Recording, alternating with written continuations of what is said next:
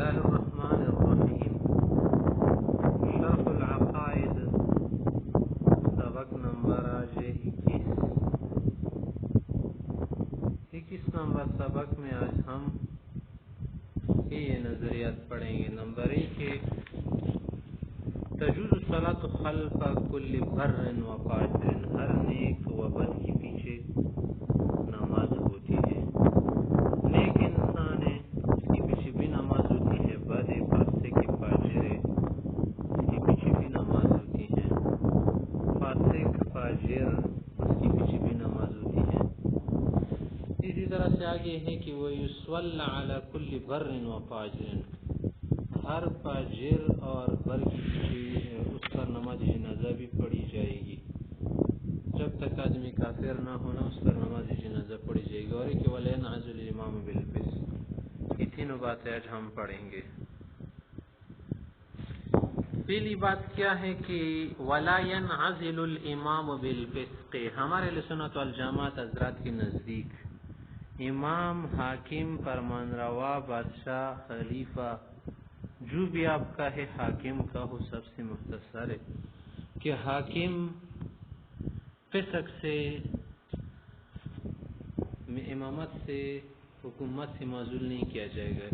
ای الخروج عن طاعت اللہ تعالی، کہ اللہ کی طاعت سے مثلا نکل جائے، کوئی گناہ وغیرہ کر لے، والجور، یا ظلم کر لے، مثلا ای الظلم علی عباد اللہ تعالی، لأنه قد ظهر الفسق وانتشر الجور من الائمة والامراء بعد الخلفاء الراشدین۔ تو خلفاء راشدین حضرات کے بعد اماموں سے، امیروں سے، حاکموں سے، امراء سے ظلم پھیل چکا تھا، فسق بھی ان کا ظاہر ہو چکا تھا۔ تاریخ کو پڑھ لے تو عباسی اور اموی جو تاریخ ہے اور اس کے بعد والی تاریخ ہے، امیر تھے، حاکم تھے، کچھ نے ظلم کیا تھا، کچھ نے فسق وغیرہ کیا تھا، اسی کے باوجود والسلف كانوا ينقادون لهم، سلف حضرات، ہماری باتیں چھوڑ دینا، جو سلف حضرات تھے، علماء، ائمہ، صحابہ سے لے کر سب کو سلف کہتے ہیں۔ وہ کیا تھے؟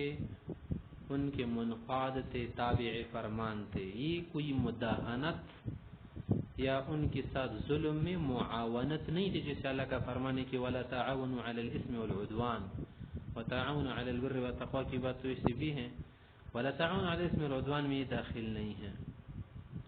وَيُقِيمُونَ الْجُمَعَ وَالْأَعْيَادَ بِإِذْنِهِمْ، ان کی اجازت سے، حکم سے جمعے کی نمازیں اور عیدوں کی نمازیں علماء حضرات قائم کرتے تھے اور وہ بھی ساتھ پڑھتے تھے۔ وَلَا يَرَوْنَ الْخُرُوجَ عَلَيْهِمْ، ان کے خلاف خروج جائز نہیں سمجھتے تھے۔ خروج دو طرح سے ہیں نا، جیسے آج کل بھی لوگ کبھی کبھی خروج کرتے ہیں، خروج اور ایک قولی اعتبار سے کہ قول کے ذریعے آپ خروج کریں، کہ اسلحے کے ذریعے برسرفکار ہو کر اس کے خلاف بغاوت کرے، وہ الگ چیز ہے۔ دونوں میں بڑا فرق ہے۔ باتوں کے ذریعے سمجھانا الگ ہوتا ہے، لاتوں کے ذریعے سمجھانا الگ ہوتا ہے۔ لات کی جو ہے بغاوت وہ ہے سخت، اور یہ جو کیا ہے بات کی بغاوت ہے، یہ کیا ہے سخت نہیں۔ وَلِأَنَّ الْعِصْمَةَ لَيْسَتْ بِشَرْطِ الْإِمَامَةِ ابْتِدَاءً فَبَقَاءً أَوْلَى، ہمارے حضرات کے نزدیک امامت کے لیے، حکومت کے لیے، امیر و حاکم کے لیے، خلیفہ کے لیے معصوم ہونا گناہ سے ابتداء میں شرط نہیں ہے، تو بقا میں کیا شرط ہوگی؟ ابتداء میں نہیں ہے تو بقا میں، آخر میں، بعد میں بطریق اولا۔ وعن الشافعی رحمہ اللہ، امام شافعی صاحب کہتے ان الامام ينعزل بالفسق والجور وكذا كل قاض وامیر، امام شافعی صاحب کہتے کہ اگر ایک امیر حاکم قاضی ہیں، وہ فسق کرے، جور، ظلم کرے، زیادتی کرتے، اس سے وہ منازل ہوگا، کیا ہو جائے گا؟ معزول ہو جائے گا۔ وَأَصْلُ الْمَسْأَلَةِ، اصل مسئلہ اس میں ہے کہ ان الفاسق ليس من اہل الولایت عند الشافعی رحمہ اللہ، ایک فرعی مسئلے سے بھی اس کا تعلق ہے، فقہی مسئلے سے۔ ان حضرات کی نزدیک فاسق شخص ولایت کا اہل نہیں ہے، تو جب ولایت کا اہل نہیں ہے دوسروں پر کیا ولایت وہ کر سکے گا؟ دوسروں پر جو ولایت حاصل تو بہت بڑی ولایت ہوتی ہے نا. لأنه لا ينظر لنفسه, وہ حضرت کہتے کہ دیکھے وہ اپنا لحاظ نہیں رکھتا, اپنا خیال نہیں رکھتا, اپنے لیے نہیں سوچتا, اپنی فکر نہیں کرتا. بقایا فہم ہم ضرور لیے دوسروں کی کیا فکر کرے گا, دوسروں کا کیا لحاظ کرے گا, دوسروں کا کیا خیال کرے گا, کوئی خیال نہیں رکھے گا. وعند ابي حنيفه رحمه الله هو من اهل الولايه حتى يصح للاب الفاسق تزويج ابنته الصغيره. ہمارے امام ابو حنیفہ رحمۃ اللہ علیہ کے نزدیک فاسق شخص ولایت والا ہے, یعنی ولایت کا اہل ہے. یا تک کہ مثلا اگر ایک فاسق ابو ہے, اس نے کیا کر دیا, اپنی چھوٹی بیٹی کا صحیح جگہ پر کفوا میں نکاح نہیں کیا, وہ نکاح منعقد ہوگا اگرچہ بعد میں خیار بلوغ ملے گا اسے, مگر فی الحال جو نکاح ہو گیا ٹھیک ہے, درست ہے. والمستور فی کتب الشافعیہ, یہ شوافی حضرات کی کتابوں میں لکھا ہوا ہے کہ ان القاضی ينعزل بالفسق, یہ قاضی تو فسق سے منازل ہوگا, دوسرا بنا سکتے, لیکن امیر امام حاکم تو بڑی باتیں ہوتی ہیں, سر چھوٹی چھوٹی باتوں پر نہیں کریں گے منازل. بخلاف الامام, امام منازل نہیں ہوگا, معزول نہیں ہوگا, استعفا نہیں دے گا, مستعفی نہیں ہوگا. والفرق, فرق کیا ہے اب دونوں میں, کہ ایک طرف ہے تو منازل ہوگا, قاضی وغیرہ ہو,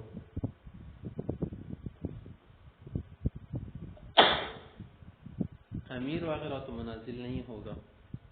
والفرق فرق کہ ان فی انعزاله, امام کو معزول کرنے میں, وجوب نصب غیر دوسرے کو مقرر کرنے میں, نصب کرنے میں, سارت الفتنہ, فتنے کو جاگانا ہے, فتنے کو ابارنا ہے, فتنے کو ابارنا ہے, خلف شر پیدا کرنا ہے. تو خلف شر پیدا ہوگا نا, اس سے بہتر ہی ہے کہ اسی پر برقرار رہے, کیونکہ دوسرے سے تربیت لینا تو کچھ موافق ہوں گے نا, کچھ موافق نہیں ہوں گے, تو اس میں کیا ہوگا, لوگوں میں اطمینان ختم ہو جاتا ہے, سکون کی فضا ختم ہو جاتی ہیں, افراتفری پیدا ہو جاتی ہے.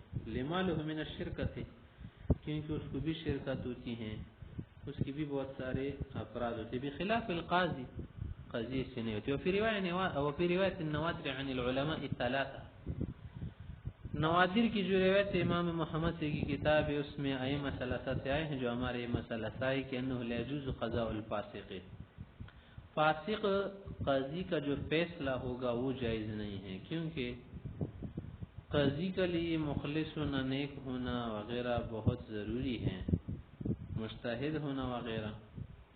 تو جب اس میں کیا ہوگا, فسق ہوگا, ظاہر ہے کہ وہ شہادت نہیں دے سکے گا, تو پھر وہ قضا والا عہدہ کیسے سنبھالے گا. اور فسق تو 100 طرح کی چیزیں ہوتی ہے نا, کبھی رشوت لے گا, کبھی کیا کرے گا, کبھی کیا کرے گا. ظاہر ہے کہ انصاف نہیں دے سکے گا, انصاف کے لیے تو ضروری ہے کہ وہ کیا ہونے کو.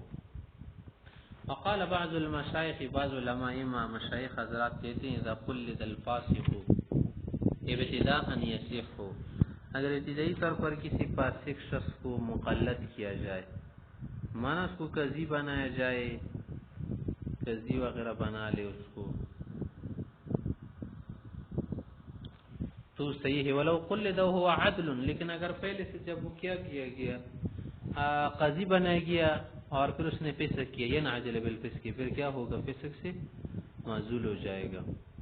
لأن المقلد اعتمد على عدالته, جس نے اسے قاضی بنایا تھا نا, اس نے اس کی عدالت پر اعتماد بھروسہ کیا تھا. فلم يرض بقضاء بدونها, جب اس میں عدالت نہیں رہے گی تو کوئی بھی اس کے فیصلے پر راضی نہیں ہوگا, مقلد بھی.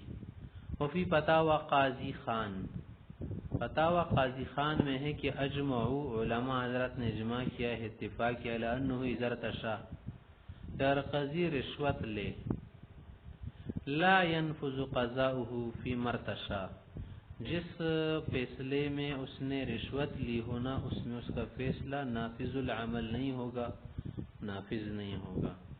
وان اذا اخذ القاضي القضاء بالرشوة لا يصير قاضيا, اس طرح سے اگر قاضی یہ قضا والا عہدہ وغیرہ لے رشوت سے تو بھی قاضی نہیں بنے گا. ولو قضا لا ينفذ قضاؤه, اگر فیصلہ کر لے تو وہ فیصلہ بھی نافذ نہیں ہوگا, مکمل نہیں بنے گا.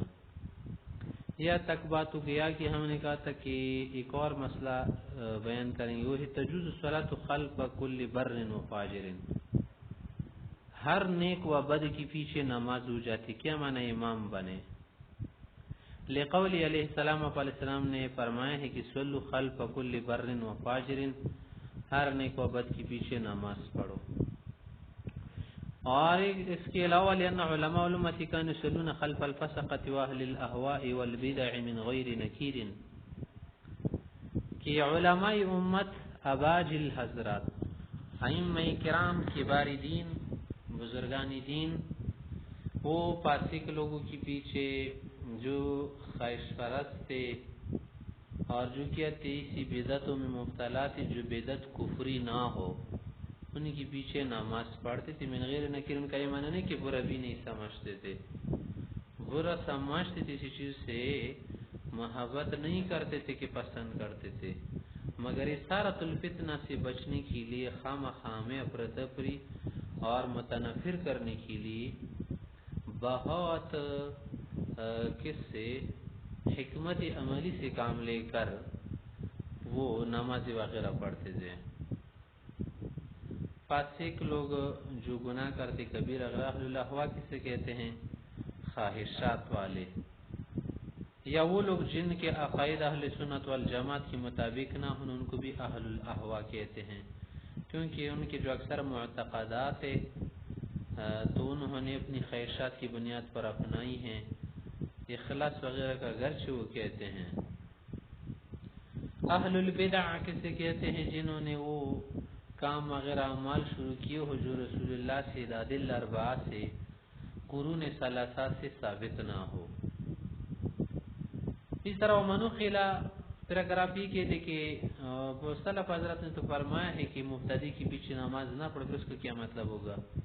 تو اس سے ہم کراہت کا معنی لیتے ہیں کہ اس کے پیچھے نماز پڑھنا مکروہ ہے. ویسے تو آپ حضرات کو بھی معلوم ہے نا کہ فاسق کو امام نہیں بنایا جائے گا. اس طرح سے اعمى کو جو کیا ہو اندھا ہو، اسی طرح سے ولد الزنا، فاسق بدعتی وغیرہ سب اس میں آتے ہیں. کبھی کبھار اگر کسی فاسق کے پیچھے نماز پڑھے تو قیامت نہیں آئے گی. مسلسل ہمیشہ کے لیے عادت بنانا درست نہیں ہے. ومانو قلعو جو منقول علماء حضرات نے فتواجات میں بھی لکھا ہے، بعض سلف، بعض سلف حضرات کہتے ہیں، بعض کی نہیں اکثر کی بات ہے، فقہ کی بات ہے کہ من المنع عن الصلاة خلف المبتدع، اس بدعتی کی پیچھے نماز پڑھنا منع ہے جس کا کفر والا عقیدہ نہ ہو، بدعت بھی کفری نہ ہو، فمحمول علی الکراہۃ، اس سے نماز ناقص ہو جاتی ہے، مکروہ ہو جاتی ہے. اس لیے کلام فی کراہت الصلاۃ خلف الفاسق والمبتدع. یہ تو معلوم بات ہے نا کہ فاسق مبتدی کے پیچھے نماز پڑھنے میں جو کراہت، اس میں تو کوئی کلام نہیں، کوئی اختلاف نہیں. اختلاف اس میں ہے کہ ہو جاتی ہے کبھی کبھی یا نہیں. هذا اذا لم يؤد الفسق والبدعة الى حد الكفر. یہ بھی جو اہل سنت والجماعت حضرات کہتے ہیں کہ فاسق بدعتی کے پیچھے نماز پڑھنا درست ہے، اس کی بات ہے جب اس کی بدعت یا اس کا فسق کفر تک نہ پہنچا ہوا ہو. ہم اجازت دے ہے اگر اس کی بدعت کفری ہو، کفر تک پہنچا چکی ہو، سے پلا کلام فی عدم جواز الصلاۃ خلفہ، اس کے پیچھے نماز پڑھنے میں جواز کی کوئی بات نہیں ہے، جائز نہیں ہے. ثم المعتزلة وإن جعلوا الفاسق غیر مؤمن. معتزلہ حضرات واصل بن عطا کے جو متبین ہیں وہ کہتے ہیں کہ فاسق شخص مومن نہیں ہے، کافر بھی نہیں ہے، لیکن ہم یجوزون الصلاۃ خلفہ، اس کی پیچھے نماز کو جائز سمجھتے. لمن شرط الامامت عندهم عدم الكفر لا وجود لمانع. معتزلہ حضرات کی نزدیک امامت کے لیے شرط ہے کہ آدمی کافر نہ ہو، آگے مومن ہو یا نہ ہو تو رہنے دے خیر ہے، لیکن کافر نہیں ہونا چاہے. وہ تو منزلہ بین المنزلتین کے قائل ہے نا کہ دو منزلوں کے بیچ ایک منزلہ ایک درجہ ہے.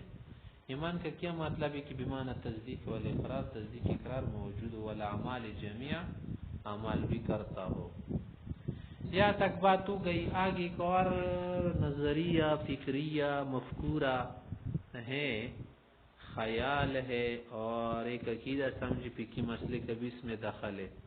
ایک مفکورہ ہے کہ وَيُصْوَلَّ عَلَى كُلِّ بَرٍّ وَفَاجِرٍ، حدیث شریف سے بھی ثابت کہ جو شخص مسلمان ہو کافر نہ ہو، اگرچہ سیاستاً بعض اوقات دوسروں کی توبیخ و زجر کے لیے کبھی کبھی نماز جنازہ نہیں پڑھی جاتی ایک شخص پر تاکہ دوسروں کے لیے عبرت ہو، مگر عام طور پر اگر کوئی ایسی حکمت مطلوب نہ ہو، مصلحت مقصود نہ ہو، تو پھر نیک شخص مر جائے اس پر بھی جنازہ پڑھی جائے گی، اور جو کیا ہے فاسق فاجر اس پر بھی نماز جنازہ پڑھی جائے گی۔